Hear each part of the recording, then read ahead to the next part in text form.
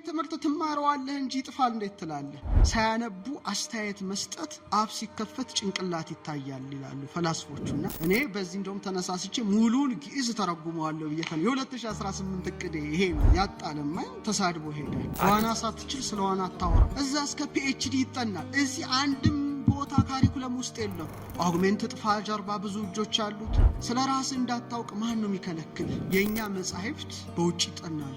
ስለ ፊደል እንዳትራቀቅ የወሬ ዘመቻ የሚከፍትብን የትኛው አካል ነው? እሳት በሌለበት ጭስ አይታየም። ምንድነው ኢንቴንሽኑ? ማን ነው ከጀርባህን ነገር የሚቆሰቁሰው? አዌር ስትሆን ታውቀዋለህ ማለት ነው። AI እንዴት ነው የግዕዝን ፊደል አንደርስታንድ ሊያደርግ የሚችለው? አሁን ዓለም ከደረሰበት ሳይንስ ጋር አገናኝተን ኢትዮጵያን የሚረከቡ ህፃናት በጠብ ሳይሆን በጥበብ በመጥበብ ሳይሆን በመጠበብ የመጀመር እቅድ አለ። ጭንቅላቱ ላይ ነው ስራ የሚሰራው ትውልዱ ላይ። ኢየሱስ ክርስቶስ ልደቱን የሰጠው እኮ ዘር ለሚቆጥሩት ለእስራኤላውያን እኮ አይደለም። ሰማይ ላዩት ለሰብአ ሰገል ነው የሰጠው። እኔ የሚታየኝ ብርሃን ነው፣ ጨለማ አይታየኝም። ለምን ጨለማ አታይም? አይመለከተኝም። አሁን ገብቶናል። አውሮፓውያን ቴሌስኮፕ ሳይኖራቸው ንጉሥ ላሊበላ የስነ ፈለክ መመልከቻ ኦብዘርቫቶሪ ነበረው። ራስን ካጣጣል ወድቀሃል። ከፍ ምንልበት ተርኒንግ ፖይንታችን ስለሆነ የሄኖክ የምርምር ሴንተር ማቋቋም አለበት። እነ ትርጓሜ የሚጠተ ብርሃናትን አንተ ሄኖክ ላይ እንዴት እንደተፈላሰፉ ዓለም እኮ ሄኖክ ጠፍቶታል። ሁሉም ኢትዮጵያውያን ቀና ብለው የጀመሩት አመቱ ሁሉ የተቃና እንደሚሆን በለቅሶ በእንባ በጭንቀት በጩኸት በጠብ በክርክር ከጀመርከው ያ ፓተርን ነው እየተመላለሰ መሄደው። ሐዘንን ይወልዳል። አሁን ኢትዮጵያውያን ሁሉ ወደ ውስጣቸው የሚያዩበት ዘመን እንደተቃረበ ለኔ ምልክቱ ነው። ያ መጪው ጊዜ በጣም ጥሩ እንደሆነ ይሰማኛል። አንድ ሯጭ ሲሮጥ አንድ እግሩን ወደ ኋላ አድርጎ ነው የሚፈነጠረው። ወይም ረጅም ዝላይ መዝለል ያለበት ሰው በትሩን ይዞ በጣም ወደ ኋላ ሄዶ ነው በኃይል የሚወረወረው። ሌሎቹ መነሻ የላቸውም ለአስትሮኖሚ። አሜሪካ ብትል ኮሌክቲቭ ኮንሽስነስ ነው። ያንንም ሰው ወስዳ ነው። እኛ ግን ቤዝ አለን፣ መሰረት አለን። ያን መሰረት እናስቀጥል። ትላንት አለ፣ ዛሬ ላይ ያለን፣ ነገ የሚመጣ ትውልድ አለ። የትላንቱን ከዛሬ የዛሬውን ከነገ ማዋሃድ አለብን። በጥንት እውቀት የተራቀቁ ሀገራቸውን ጠንቅቀው ያወቁ ሳይንሱንም ያወቁ በሁለቱም ወገን የተሳሉ ሰይፎች ነው ኢትዮጵያውያን መሆን ያለባቸው። ሚስማር ሲመቱት ይጠብቃል። ኢትዮጵያውያን ለስነ ፈለክ እንግዳ ናቸው ወይ? ብድር ከመበደሩ በፊት ጓዳውን ያያል። አለኝ የለኝም ይላል። ከሌለው ደግሞ መስራት አልችልም ይላል። ካልሆነ ይበደራል ነው። እኛ ውስጣችንን እናያለን፣ የሌለንን እንሰራለን። በቃ አለቀ። ሉሲያን ምን ይላል? The Ethiopians were the first to invent the science of stars. የስነ ከዋክብትን ሳይንስ የጀመሩ and gave name to the planets. ለፕላኔቶች ስያሜ የሰጡ ህዝቦች ናቸው ነው። ያንን ኢቭን ለግብፃውያን ሲያስተምሩ ግብፃውያኑ እንደ ኢትዮጵያውያን እንኳን አድርገው አልተረዷቸውም ነው የሚለው። እነ ጆንጂ ጃክሰን ያጠኑትን እንመልከት። 12ቱ ዞዲያክ ላይ እንዴት እንደተመራመሩ ብታይ መጽሐፋቸው ላይ። ጥንት ኢትዮጵያውያን የአባይን ተፋሰስ ይዘው እንዴት ስልጡን እንደነበሩ ከዋክብትን እንዴት ይከታተሉ እንደነበሩ የሰሩት ሪሰርች እንደ አንድ ኢትዮጵያዊ እንኮራበት ልንደሰትበት የሚገባ እውቀት ነው። ሶስተኛ እነ አንድሮሜዳ፣ እነ ካሲዮፒያ፣ እነ ሴፊዮስ ማፈ ታሪክ አይደለም። ለምን? የኢትዮጵያ ታሪክ ጠንቅቆ መዝግቧቸዋል። ራስን ካጣጣል ወድቀሃል። ዛሬ በየባህር ማዶ የሚጠኑት መጻሕፍቶቻችን የዛሬ 4000 ዓመት ካሲዮፒያን መዝግበዋል። መዝገቡ ይታይ። 19 ዓመት ነው ኢትዮጵያን የመራችው ሴት። ያ ዘመን ማለት ወርቃማ ዘመን ነው ለስነ ፈለክ። ካሲዮፒያ ያየችው ኮከብ፣ አንድሮሜዳ ያየችው ህብረ ኮከብ፣ ሴፊዮስ ያየው ህብረ ኮከብ እኮ በስማቸው ያስጠሩ ህዝቦች ናቸው።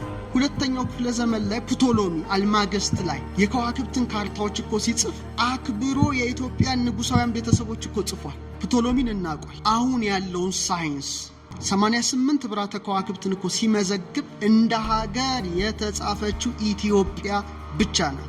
ይሄ አንድ ኢትዮጵያዊ ሆነ ካላኮራ ምን ሊያኮራ ይችላል? ኢሮፓውያን እኮ ታሪክን ከትርክት ይነሳሉ። ለመገንባት አዲስ ነገር ያመጣሉ። እንኳን የተገነባ ታሪክ ለትንሽ ቀርቶ ማለት ነው። ሌላው ገና ዋሻ ውስጥ በሚኖርበት ጊዜ እኮ ምርጥ ነገር ይሰሩ የነበሩ ሰማይን ይመረምሩ የነበሩ ኢትዮጵያውያን ናቸው። የዓለም አቀፍ የስነ ፈለክ ህብረት በአንድሮሜዳ ህብረ ኮከብ ውስጥ አዲስ ነገር ተገኘ። ኢትዮጵያውያን ስም ይስጡ አለ። ይሄ ትልቅ እድል እኮ ነው። በዓለም አቀፍ ደረጃ ስሟ የከበረ ነው ሀገራችን። የምንዋረድባት አይደለም ሀገራችን። አሁን እንቅስቃሴው ጥሩ ሆኗል። ትውልዱ ተነቃቅቷል። ህፃናቱን አሰልጥነናል፣ አስተምረናል። የጥንቱ አለ፣ ያሁኑ አለ። ይሄ ነው ማገናኘት። ሰው ስያሜ ስጡ ተባለ። ኮከቡ ቡና ተባለ። ኤክሶፕላኔቱ አቦል። አንድም ሳይንቲስት ሲነሳ ቡና ብሎ ያንስ ኮከብ ያጠናል፣ አቦል ብሎ ያን ኮከብ ያጠናል። ይሄ ማለት ትልቅ ክብር ነው እንደ ኢትዮጵያ።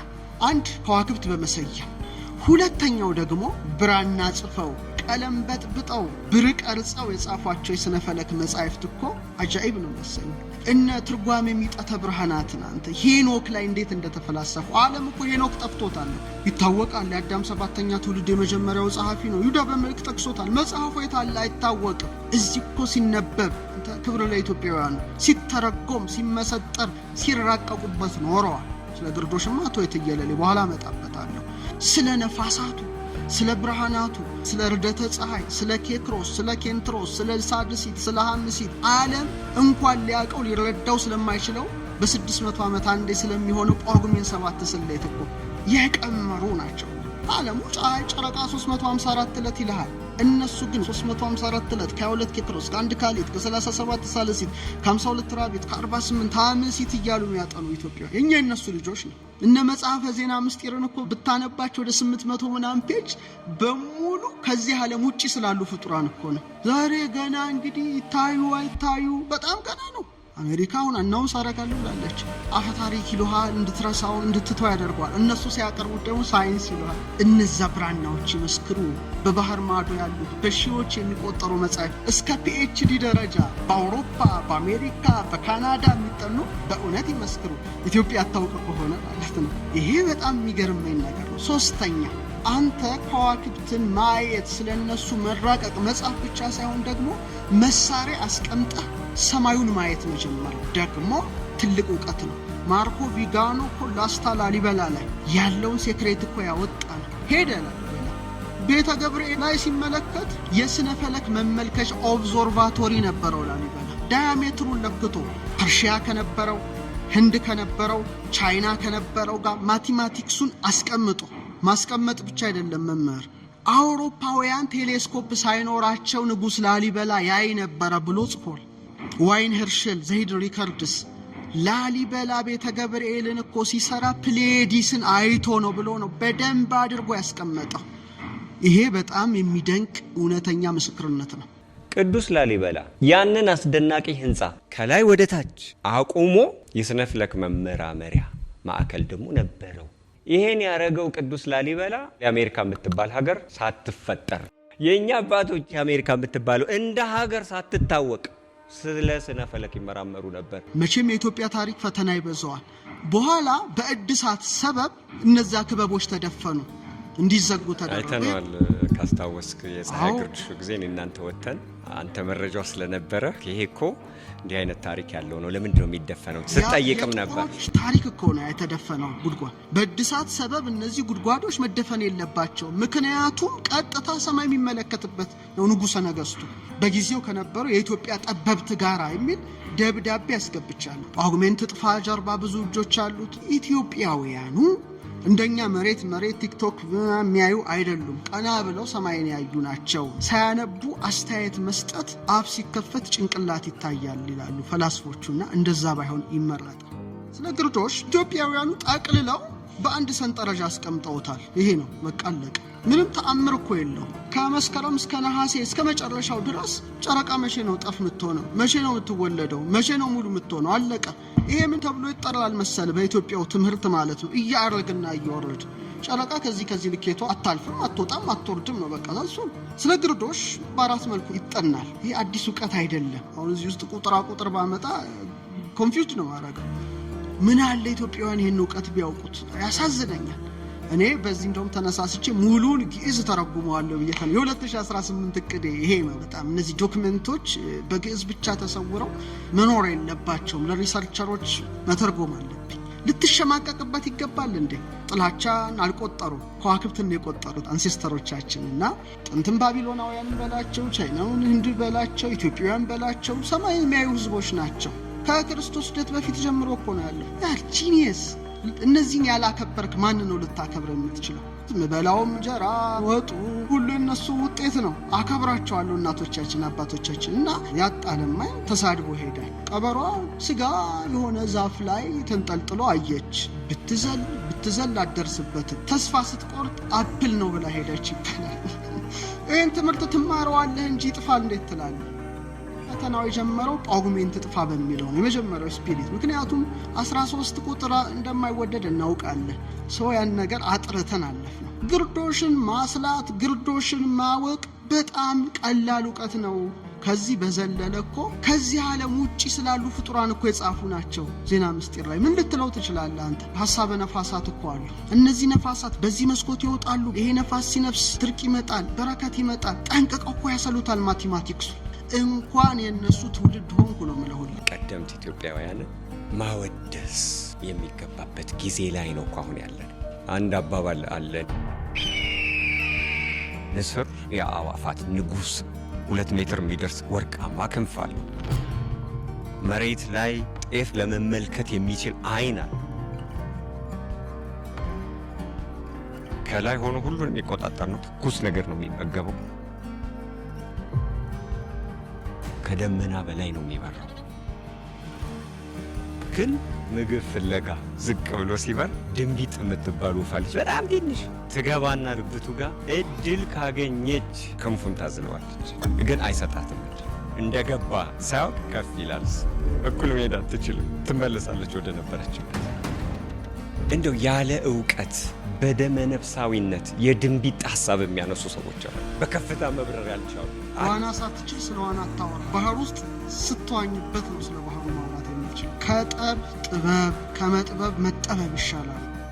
ሰዎች ብራና ፍቀው ቀለም በጥብጠው ብር ቀርጸው ሺዎች መጻሕፍትን እንዳይጽፉ በጾም ወራት ነው እኮ ይሄ ቆዳው የሚዘጋጀው። ጾም እየሻሩ ነው የሚል ከፍተኛ የወሬ ዘመቻ በኢትዮጵያ ሊቃውንት ላይ ተደረገ። እንዳይጽፉ ጭምር እኮ ነው የተደረገ። አሁን ሞደርን ሜዲኬሽንም ከአኒማል ፕሮዳክት ከፕላንት ፕሮዳክት ሰርቶ ነዋል ሰው የሚያከመው። ስርማሽ ቅጠል በጣሽ ትለዋለ፣ እዛ ደግሞ ፋርማሲስት ትለዋለ። በጣም እኮ አሳፋሪ ነገር እኮ ነው። ማረሻውን ምኑን ሲሰራ ደግሞ ቀጥቃጅ ትለዋለ፣ እዛ ደግሞ የፋብሪካ አብዮት ትለዋለ። ጭንቅላቱ ላይ ነው ስራ የሚሰራው ትውልዱ ላይ። ስለ ከዋክብት ሲመራመር ኮከብ ቆጣሪ ትለዋለ። 70 ኮከብ ቆጣሪዎች አይደሉ እንዴ? ኢየሱስ ክርስቶስ ልደቱን የሰጠው እኮ ዘር ለሚቆጥሩት ለእስራኤላውያን እኮ አይደለም፣ ሰማይ ላዩት ለ70 ነው የሰጠው። እንዲህ አድርገህ ታጨልመዋለህ ማለት ነው። ገበሬውን አፈር ገፊ ትለዋለ፣ ኩቲት በጣሽ ትለዋለ። እውቀቶች እንዲሰበሰቡ ደናቁርት እንዲሰለጥኑ ታደርጋለህ። አዋቂዎች ያን ጊዜ ይሸማቀቃሉ። ከዛ እንዲህ አድርገህ ማህበረሰቡን ካደነዘዝከው በኋላ ብራናውን ትዘርፋለህ።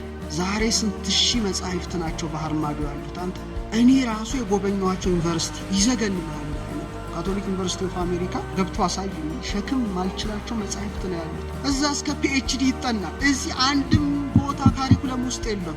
ስለ ራስህ እንዳታውቅ ማን ነው የሚከለክልህ? ስለ ፊደልህ እንዳትራቀቅ፣ ስለ ዘመን ቀመርህ እንዳታውቅ የወሬ ዘመቻ የሚከፍትብን የትኛው አካል ነው? ምክንያቱም እሳት በሌለበት ጭስ አይታይም።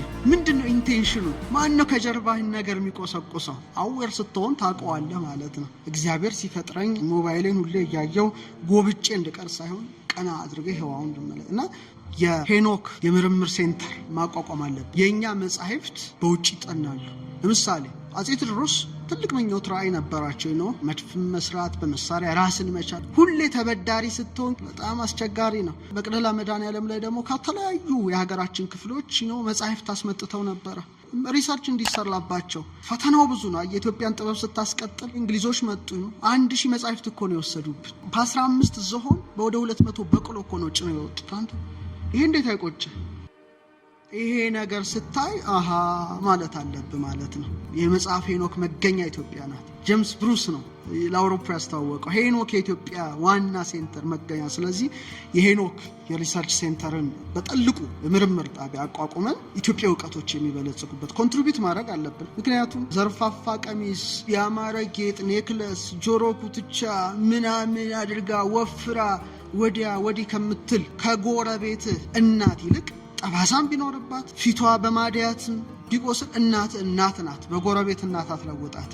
ከፍ ምንልበት ተርኒንግ ፖይንታችን ስለሆነ አሁን ገብቶናል ነው። ይሄ እውቀት እንዲዳፈን እንዲጠፋ የሚፈልጉ አሉ የውጭ አካላት። የበለጠ ምናበለጽግበት አይደል እንዴ? ያልተተረጎመው የሚተረጎምበት ኤአይ እንዴት ነው የግዕዝን ፊደል አንደርስታንድ ሊያደርግ የሚችለው? ኢትዮጵያ በጄማትሪያ በግዕዝ ቀመረ ፊደል እውቀቷ ክሪፕቶግራፊ ነበራት። አሁን ዓለም ከደረሰበት ሳይንስ ጋር አገናኝተን ኢትዮጵያን የሚረከቡ ህፃናት በጠብ ሳይሆን በጥበብ፣ በመጥበብ ሳይሆን በመጠበብ እችን ሀገር የጥቁሮች ሁሉ ፀሐይ የሚያደርጉበትን ነገር የመጀመር እቅድ አለን። አልፋ እግዚአብሔርም እንደሚረዳን የተቀደሰ ስሙን በዙሪያችን እንደሚከብ እናውቃለን። አንድ ሰው 80 ዓመት ቢኖር 30ውን ዓመት እንቅልፍ ያንቀላፋል።